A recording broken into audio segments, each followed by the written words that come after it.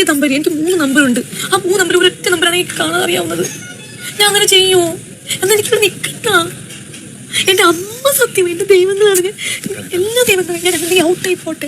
ഞാൻ സത്യമായിട്ട് പറയാണ്, ഞാൻ അങ്ങനെ ചെയ്തിട്ടില്ല. ഞാൻ എന്റെ നമ്പർ എഴുതി കൊടുത്തത്. എന്നെ വിശ്വസിക്കുന്നു. അറിഞ്ഞൂടെ അങ്ങനെ ചെയ്യും? അവൾ അങ്ങനെ പറയുന്നത് അവൾ അനുഭവിക്കും. സത്യം അല്ല, എന്തിനാണ് പെൺകുട്ടിയുടെ ജീവൻ നശിപ്പിക്കുന്നത് ഇങ്ങനെ? അവൾ ദൈവത്തെ വിശ്വസിക്കുന്ന പെൺകൊച്ചല്ലേ? അല്ല ഞാൻ ചോദിക്കുന്നത്, ഒരു നിമിഷം ചേട്ടൻ ചോദിക്കാത്ത എന്താ നീ അങ്ങനെ ചെയ്തിട്ടുണ്ടെങ്കിൽ എന്റെ തരം ഒന്ന് പറഞ്ഞ് എന്റെ സംസാരിക്കണമായിരുന്നു.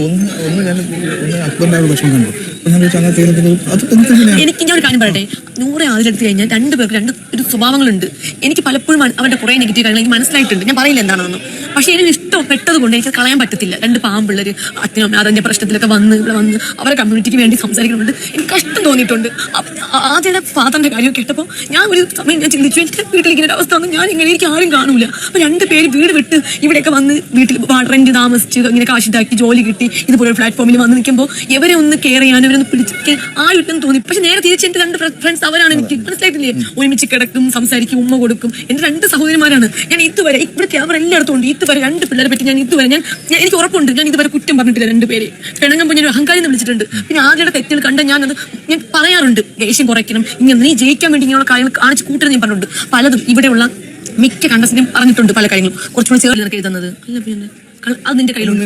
ഞാൻ ചോദിച്ചു ഇന്നലെ അവിടെ നമ്മള് പ്രശ്നമൊക്കെ തീർന്ന് നമ്മൾ വൈകുന്നേരം അവിടെ പോയിരുന്നില്ലേ, ചോക്ലേറ്റ് അല്ലേ ഇത് തന്നു KP നമ്പർ. ആ സമയത്ത് ഞാൻ അതൊക്കെ ചോദിച്ചു. അപ്പൊ ഞാൻ പറഞ്ഞു, ആ നമ്പർ നിന്റെ കയ്യിലുണ്ടാ? ഇല്ല, ഞാൻ വേസ്റ്റ് ഉണ്ട്. അങ്ങനെ ഇടുന്നു തോന്നുന്നുണ്ടാ? ഇത് ആ കബോർഡിലുണ്ട്. അവളെ നമ്പർ ഞാൻ ഒരു ബോക്സിനകത്താക്കി വെച്ചിരിക്കുന്നു. അവള് ഞാൻ കൊടുത്ത നമ്പർ അവളെ ഷോർട്ടിനകത്ത് പോക്കറ്റിനകത്ത് ഇട്ടിട്ടുണ്ട്. ഞാൻ ഇടയ്ക്കൊക്കെ ചോദിക്കും, ഇവിടെ എവിക്ഷൻ വരുന്ന സമയത്ത് ഞാൻ ചോദിക്കും, എന്റെ നമ്പർ ഉണ്ടല്ലോ, എന്റെ വീട്ടിൽ വിളിക്കണേ, പറയണം. കരയുന്നത് അതിന് അമ്മ വന്ന് പറഞ്ഞു പോയതിന് ശേഷവും കരയുന്നത് വിഷമം കൊണ്ടാണ്, അത് നോക്കരുതെന്ന് പറഞ്ഞിട്ടുണ്ടായിരുന്നു വിളിക്കുമ്പോൾ. എന്നിട്ട് ഇവിടെ ഇങ്ങോട്ട് ചോദിക്കുന്നു, പിയാനത്ത് നീ പറയണ്ടെന്ന് ഒന്നും പറയില്ലെന്നാണ് ഞാൻ പറഞ്ഞു വിടുന്നത്. ഇവിടെ നടക്കുന്ന കാര്യങ്ങളൊക്കെ പറഞ്ഞാൽ പറഞ്ഞു വീട്ടിൽ വിളിച്ചിട്ട് അല്ല, ഞാൻ ജസ്റ്റ് അവിടെ ഞാൻ ചോദിച്ചപ്പോൾ ഞാൻ പറഞ്ഞു ഇവിടെ നടക്കുന്ന കാര്യങ്ങളൊക്കെ പറഞ്ഞാൽ മതി, വേറെ ഒന്നും പറയണ്ടെന്ന് പറഞ്ഞു.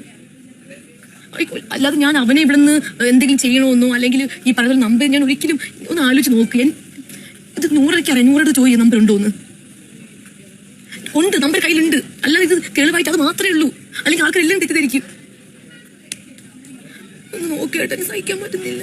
ഇതൊക്കെ ആൾക്കാർ എന്നെ പറ്റി എന്ത് വിചാരിക്കും? ഞാൻ സത്യമാണ് ഞാൻ തോന്നുന്നു സത്യമാണ്. ഇതൊക്കെ എന്തുവാ ചേട്ടാ ചെയ്യാത്ത കുറ്റമൊക്കെ തലയിൽ വെച്ചിരുന്നത്? അവള് പെൺകുട്ടിയല്ലേ, എന്നെ ഒന്നില്ലെങ്കിൽ ഇത്രയും ദിവസം 96 ദിവസം എന്റെ കൂടെ നിന്ന് കൊച്ചല്ലേ.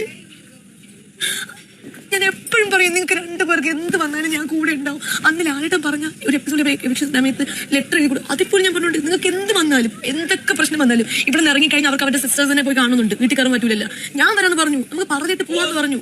പുറത്ത് അവരെ കാണാൻ വേണ്ടി സൗദിയിൽ ഞാൻ വരാന്ന് പറഞ്ഞു. നമുക്ക് 3 പേർക്കും കൂടി അത്രയ്ക്ക് സപ്പോർട്ട് ചെയ്യാൻ ബോർഡിലുണ്ടെന്ന് എനിക്കറിയാം. നിങ്ങളുടെ നമ്പർ എന്റെ കയ്യിലും ഉണ്ട്.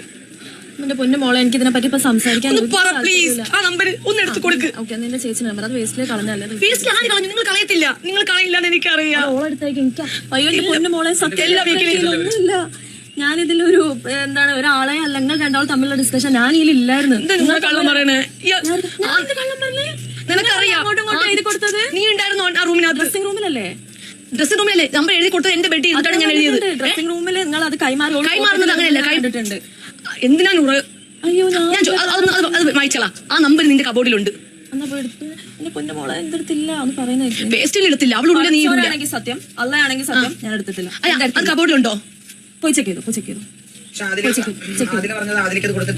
കൊടുത്തിട്ട് എന്ത് കൊടുത്തിട്ടാന്ന് എന്ത് കൊടുത്തില്ലാന്ന്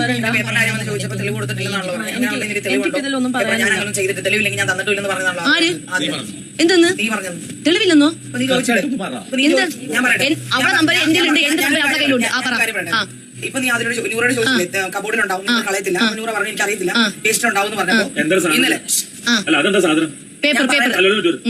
ഇന്നലെ ഈ പറഞ്ഞ സാധനം നിങ്ങൾ എന്തോ നമ്പർ എഴുതി കൊടുത്ത സാധനം ആദ്യം വന്ന് അനുവിനോട് ചോദിച്ചപ്പോൾ ആദ്യമല്ല ചോദിച്ചത്, ഞാനാണ് ആദ്യം ചോദിച്ചത്.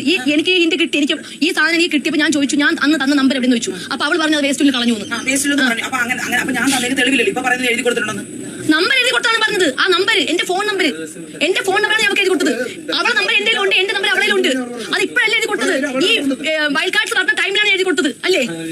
ആ വൈൽഡ് കാർഡ്സ് ഡിവോഴ്സ് പറഞ്ഞ ടൈമില് അവള് എവിക്ഷനുണ്ടെ ഞാനും ഉണ്ടായിരുന്നു. നമുക്ക് അതാണ് ഞാൻ ചോദിക്കുന്നത് എന്തിനാണെന്നത്. ഞാൻ അങ്ങനെ പറഞ്ഞിട്ടുണ്ടായിരുന്നു. കാരണത്തിലാണ് അക്ബർക്ക് അറിഞ്ഞത്. എനിക്ക് ആദില പറഞ്ഞ അവൾ അവസാനം ഇങ്ങനെ സംസാരിക്കുന്നത് കേട്ടോ. സണ്ണിയിൽ വലിച്ചിടരുത്, നിങ്ങൾ രണ്ടാളോട് സംസാരിച്ച സണ്ണിയിൽ വലിച്ചു